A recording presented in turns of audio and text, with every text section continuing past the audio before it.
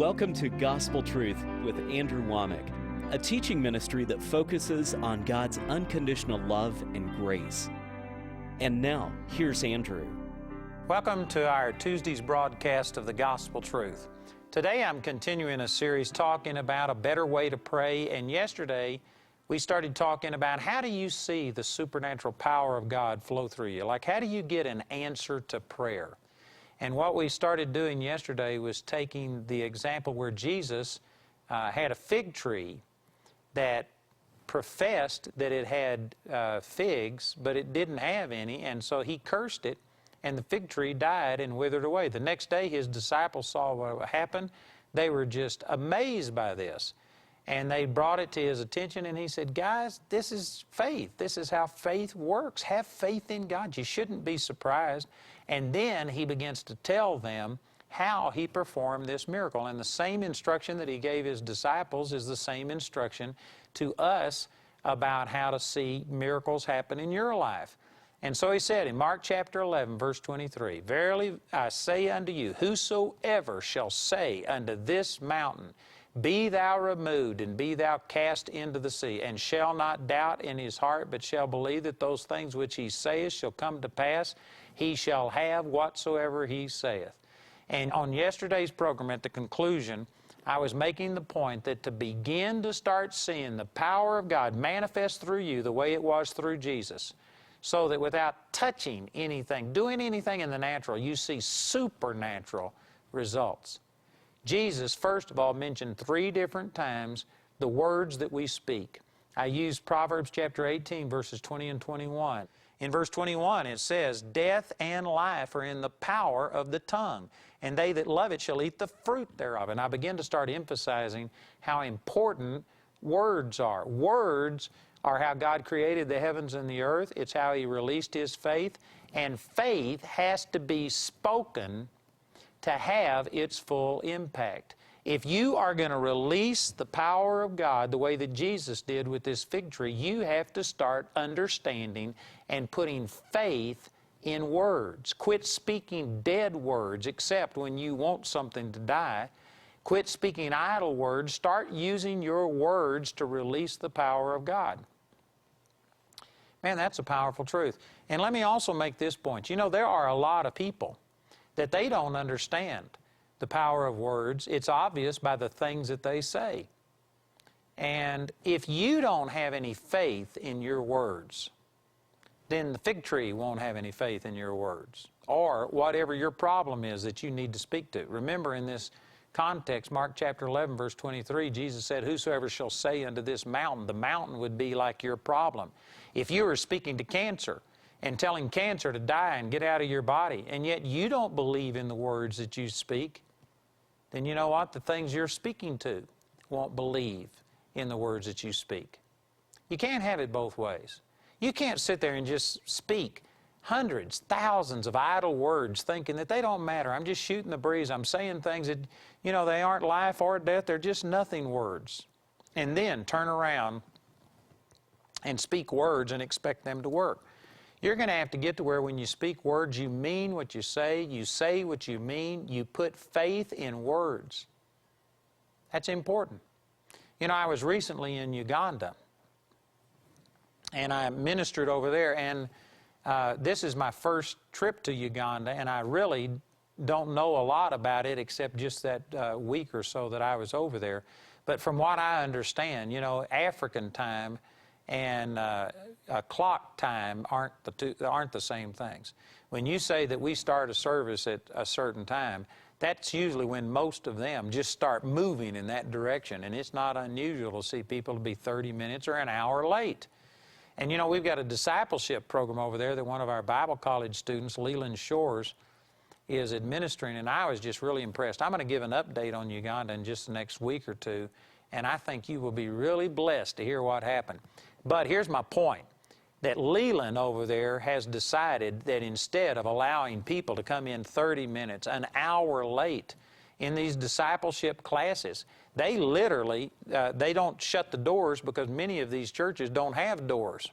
And they're meeting in these structures that don't have doors, don't have windows in them. And so it's not like they shut the door, but I did see them put bicycles across the entrance, and they will not allow people to enter after a certain time. And they just say that that's ungodly.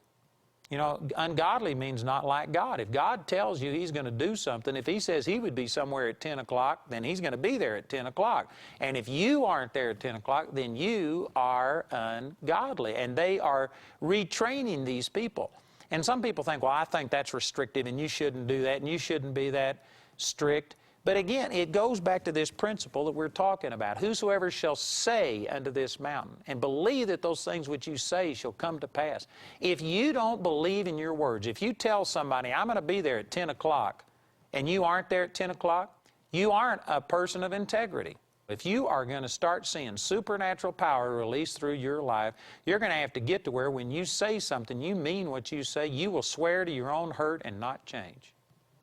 You know, I remember one time we were getting an alarm system put in our building, and I called some people, and I had some people coming to demonstrate their alarm system and make a sales pitch, and I'd already had a couple of people do it, and this one salesman showed up 30 minutes late. And when he got there, I noticed that he had a cell phone on his belt loop, so he could have called. But you know what? He was just 30 minutes late. And so when he came in, I said, well, you're late. And he said, oh, yeah, I got to talking. And he says, you know, I'm a few minutes late. But he says, you know, I'm ready now to give you the demonstration. And I told him, I said, I don't want to hear it. And he just looked at me and he says, but we have an appointment. I said, we had an appointment 30 minutes ago. And you weren't here. And I said, you know what? If you don't care any more about what you're saying than to be 30 minutes late, and you do that before you get my business, then what's going to happen after you get my business and you tell me you're going to do something? I said, you aren't a person of your word, and I just don't want to do business with you. This guy was just shocked, like, how could you do that? Well, I was shocked that somebody would treat what they say so lightly. I understand that you could have a problem like in traffic or something, but if you got a cell phone, you could call and let a person know. I'm not saying that I'm mean or strict about this, but I believe that words are important. If you are going to see the supernatural power of God operate in your life, you're going to have to get to a place to where you quit using foolish, wasted time with your words, and you're going to start saying things and mean what you say, and you've got to start understanding the power that's in words. If you don't believe that, and if your speech is betraying you, that you do not understand that words have death and life in them, if you don't believe that, if you don't understand it, then when you go to speak into your problem, it won't believe you either, and it won't understand it, and you will not see the results that you desire. Well, that's a powerful truth. So Jesus in Mark chapter 11, verse 23 is teaching on how you see the supernatural power of God manifest, and you could apply this to healing.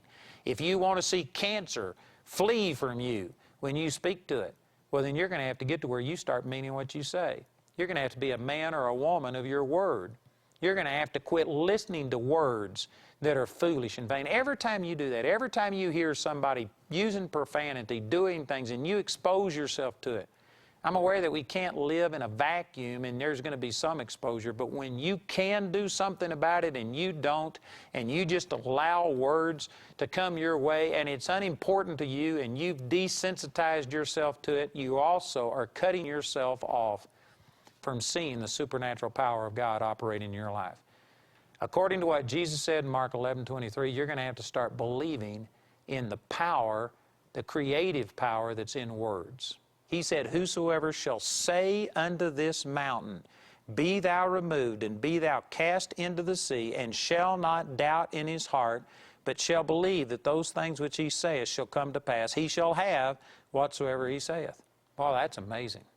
And let me also emphasize this. Mark chapter 11, verse 23 says, not only is it important what you say, but notice that it's important to whom or to what you speak. It says, Mark 11:23, whosoever shall say unto this mountain, be thou removed and be thou cast into the sea. That's an important truth. We're talking about prayer, and we're talking about how to receive the petitions that you've desired from God. And there are at least three really important things in Mark chapter 11, verse 23. We've already talked about that you've got to start understanding and believing in the power of words. Also, here's another thing. It says, whosoever shall say unto this mountain. It didn't say that you talk to God about your problem and ask Him to intervene. Now, this is kind of a subtle truth that some people miss. But if you can track with me right here, this would change the way you receive from God. For you not to say, oh God, please remove this fig tree. Please kill this fig tree. Please get this problem out of my life. Please heal my body. Prosper me financially. For you not to ask God to do something, but instead you to speak to cancer and command it to die. That's exactly what Mark 11:23 is saying. Whosoever shall say unto your mountain. If you've got cancer, then cancer is your mountain. If you've got poverty, then poverty is your mountain. If you are depressed, then depression is your mountain. If you're fearful, fear is your mountain. It's talking about speaking to your problem. And for you not to talk to God about your problem, but instead speak to your problem about God, here is a subtle truth that some people miss. For you to do that, it means that you are taking for granted, or you are already believing that God has already given you the power to overcome that situation. He has deposited His power on the inside of you. And now you have the authority of God to speak to your problem, and it will obey you. James chapter 4, verse 7 says, submit yourselves therefore unto God, resist the devil, and he will flee from you. It says you resist the devil. It doesn't say, oh God, please resist the devil for me. Oh God, please come and get the devil off my back. No, God gave you the power over the enemy, and you have to believe that that power isn't out there somewhere, and that if you pray just right, maybe God will release it and God will get the devil off of your back. No, God gave you His power and the authority to use that power, and instead of you speaking to God about the devil and asking God to remove the devil, you take that authority and you speak, and the devil will flee from you. Man, that is one powerful truth. I can't tell you how important this is, and yet I see people violating this all of the time, and they don't understand why they aren't healed, why they aren't prospered, why they aren't delivered, why things aren't working, and yet they aren't doing what God says. They aren't speaking to the problem, but instead they're approaching God like, oh God, I have no power whatsoever against this situation. Oh God, I'm powerless. God, the doctor says I'm going to die. God, the banker is going to repossess my car. I'm about to lose my house. Oh, God, the psychologist said that this is a problem that I'll have to live with the rest of my life. And we talk to God and report the negative things and ask God for help. And I know many of you are thinking, what's wrong with that? Aren't you supposed to bring your petitions before God? Well, again, there's nothing wrong with you asking and believing that you receive, but this instruction about how you see the miraculous power of God manifest is you've got to believe that God has already done His part. He's generated the power. He's placed on the inside of you the same power that raised Jesus Christ from the dead. Ephesians chapter 1, verse 19. You've got raising from the dead power on the inside of you. It's not out there. You don't have to pray and get God to come down. Rend the heavens and come down. He's already done that through Jesus. You don't have to have the Lord, oh God, heal me. By His stripes we were healed. 1 Peter 2:24. God's already placed that raising from the dead power on the inside of you. So what you've got to do is start believing that you already have that power, and then you take your authority and speak to the problem. You know, I've got this book entitled You've Already Got It. We've made a major promotion on that in the last few months. And I've got a teaching out on that cassette and CD. And I tell you, it is just a profound, powerful truth to understand that instead of trying to get healed, God has already healed you. You aren't the sick who is trying to get well. You are the well who Satan is trying to blind you to the truth and keep you in deception and keep you from receiving what is already yours. It's like you've got a well on the inside of you and you've just never drawn things out. There's a total difference from knowing that a well is there and all you got to do is stick a bucket down in there and draw it out. That's a different attitude than not knowing that you have any water, not knowing that there is a supply around, and instead you're asking somebody to come bring you a drink of water. You know, instead of being a beggar, instead of a person who is asking, oh God, would you please touch me? God, would you heal my body? God, would you move in my finances? The truth is, God's already done everything it takes for you to live in absolute, total victory. It's already been deposited on the inside of you, and instead of asking God to move your mountain, He told you to move the mountain. Speak to it, and it would obey you. And in that context, if you think about this, this means that you have to believe that God has placed that raising from the dead power on the inside of you. Most Christians don't do that. Most Christians come to the Lord, and you know, in John chapter 15, I believe it's verse 4, Jesus was speaking about abiding in the vine, and He said, without me, you can do nothing. And you know what? I believe that. I believe that without Jesus, I am nothing and I can do nothing. I do not believe that it's my own power that has seen people raised from the dead and blind eyes open and finances supplied and emotions healed. I don't believe that it's me. It's God's power. So I would agree that, yes, without Christ, I am nothing. But I am not without Christ. He will never leave me nor forsake me. And so, in a sense, yes, there is a place to emphasize that without Him, we're nothing. But unless you flip that coin over and see the other side of this and understand that I'm not without Christ and that through Him I can do all things, Philippians 4:13. Through Christ I can do all things. If you don't have both sides of that coin, if you don't have these apparent opposites, this apparent contradiction in balance at all times, that I'm nothing by myself, but I'm not without myself, and through Christ I can do all things. If you don't keep both of those things in balance, then you're going to be out of balance. You are going to sit there and say, oh God, I can do nothing. Oh God, we have no power. Oh God, please move in our life. And you just can't understand. You think, well, I'm praying, I'm asking God, why aren't things working? Well, we aren't doing what God says. First of all, we don't believe that when you got born again that God gave you supernatural raising from the dead power. And so we are approaching God and saying, oh God, please take this away. That's not what He told us to do. That's not faith. You know, some of you may not understand what I'm saying right here, but it's actually an insult to God. When we come and say, oh God, please heal me. Oh God, would you please move in my life? Oh God, would you prosper me? That's a statement of unbelief, because the Bible says that by His stripes we were healed, 1 Peter 2:24. It says that He wished above all things that we prosper and be in health, even as our soul prospers, 3 John chapter 1, verse 2.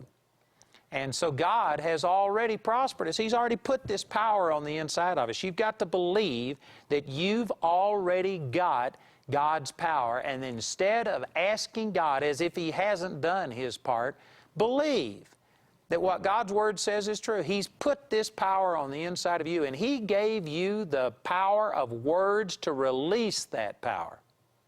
You've got the power, and now you've got the authority, and you release that power by speaking words and speaking to the problem instead of speaking to God about your problem. Boy, if you could understand that, this would totally revolutionize the way that you pray.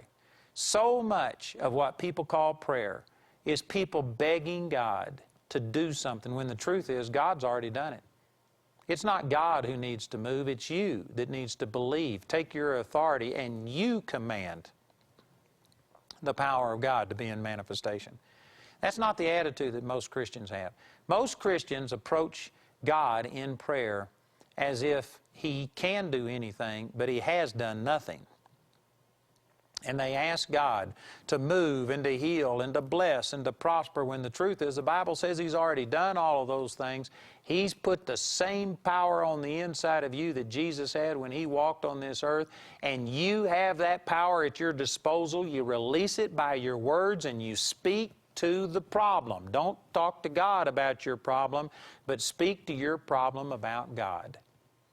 And if you would just follow those simple instructions right here, this would transform your prayer life. You would move from a beggar to a commander, to a person who is, instead of being depressed and defeated and desperate, you would be a person who through Christ is in control. He has made you more than an overcomer, and all you have to do is stand your ground and put yourself in agreement with what He's already said and command that power to flow, and you would start seeing the supernatural power of God manifest through you. Boy, that's good news. You know, I've got a tape on this entitled Speak to the Mountain, and it'll go into more detail than what I've been able to do, so I encourage you to please get that teaching. It's just a part in this series that we have on a better way to pray. Our announcer is going to give you some information, and please get this material. I think it could change your life. And then join me again tomorrow when I'll be continuing this teaching on a better way to pray. Andrew's teaching titled A Better Way to Pray is available in book form for £8.50. Ask for book number T321. If you prefer, A Better Way to Pray is available in a 5-part CD album or in a DVD album recorded from television. Request album T1042 by sending £16 to Andrew Wommack Ministries of Europe. Be sure to specify the CD album or the DVD album when you write or call. This series is also available for audio download absolutely free on our website. Go to awme.net and click on MP3 downloads on the left-hand side of the page. On our website, you'll also find books, newsletters, and other resources in several languages. Just click on a flag on the right side of the screen to see what's available. The 4th audio CD in this album is also available for £3. But if you're simply unable to afford it, Andrew and his partners will provide this 4th teaching free of charge. Request teaching TY24 titled Speak to the Mountain when you write or call, and we'll be pleased to send it to you. We'd also like to remind you that Andrew's latest book titled Living in the Balance of Grace and Faith is available in hardback for £12.50. Request book T228. You can use your credit card to order resources by telephone. Our helpline number is 01922 473 300. When calling from outside the UK, you must dial your international calling code, then 44 1922 473 300. Helpline hours are from 7 a.m. to 4 p.m. Greenwich Mean Time. If the lines are busy, you can visit our website where you can order ministry materials 24 hours a day, 7 days a week at awme.net. To write us, use the address on your screen. We hope to hear from you today. Once again, let me direct you to our website. It's a great website. Like I said, we have 19,000 visits per day to our website. And we have over 2,000 of my television programs that are archived, about 8,000 of my radio programs. They're all listed, indexed according to topics so that you could get topical teaching on that. I also have books, magazine articles there, just a wealth of information. You can download over 300 of my teachings free of charge. It is a tremendous site. I guarantee you it'll help you get in the Word. So we have the website right there on the screen. I encourage you to check it out today.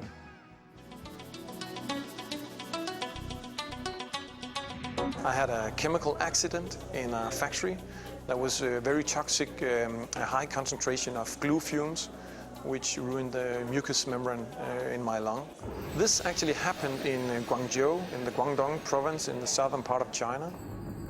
In 2003, the SARS virus spread from Guangdong province to 37 countries worldwide. 774 deaths resulted, causing widespread panic. There is no cure. That my immune system had deficiencies because of this toxic incident. So I got extremely ill. When I came back to Denmark, I was hospitalized, but it just grew worse and worse and worse. My muscles were just dissolving, and I thought like God was a million miles away. I grabbed the phone, called my father, and said, this is simply going the wrong way. I don't know what to do. God is definitely not in my life. And by my father, in the home, my parents, there was a preacher called Klaus Müller. And my father immediately just took the phone and gave it to him and said, "Please, Klaus, talk to my son. He's in trouble." He grabbed the phone and just started praying with me. And after he prayed, he said, "Try to see if you can go onto the website and download some of the material from Andrew Wommack Ministries, because I think that will really help you." But you must understand that in that point of time, I was struggling disbelief, because I thought that I had prayed to God for protection and no protection was there. Of course, I was skeptical, but I did go on the internet and I did download some of the files. Of course, you can probably guess which one, because it was how to receive a miracle, because that was what I needed in divine intervention into my life. How do you receive a miracle from God? One of the first things is to recognize that miracles are not just hit and miss. You never know whether they're going to work or not. You can tap into a miracle. You learn the laws of God, you learn how the things work, you do it, and you can receive your miracle from God. You can see God move in your life. It changed my life a lot. It gave me a lot of guidelines. It gave me, I don't know it's the right word, but spiritual weapons to fight the disease. One thing that I really got out of the teachings of Andrew was the fact that the Word, God's Word, is really the seed for the changes I was in need of and really desiring. So what I said to myself was that this is really something I need a big dose of. And the way I did it was that I took an MP3 player and then I took the teaching into the MP3 player. So then I could bring it with me all around. Everywhere I went, I could simply go on my MP3 player and simply choose the challenge I had and find specific teaching on how to battle what I had. This is Blessings and Miracles, and of course Christian philosophy and Christian survival kit. And there are many, many different teachings of Andrew's which I can simply browse through and find what I need. All this stuff I took and put it into my MP3 player.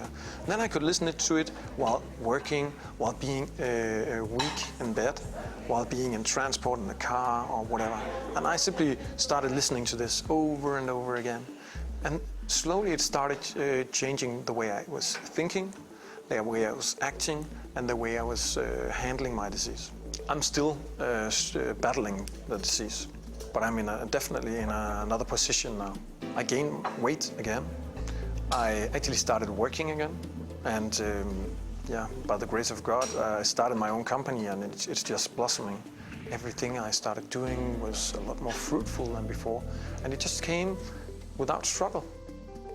From the teaching which I obtained from these MP3 files by Andrew, suddenly the Word in the Bible talks to me in a completely different way. It's difficult to put word to, because it's a completely new way of living with God, knowing God's love, knowing what I already have instead of struggling my way to get it, and then build relationship with the Lord.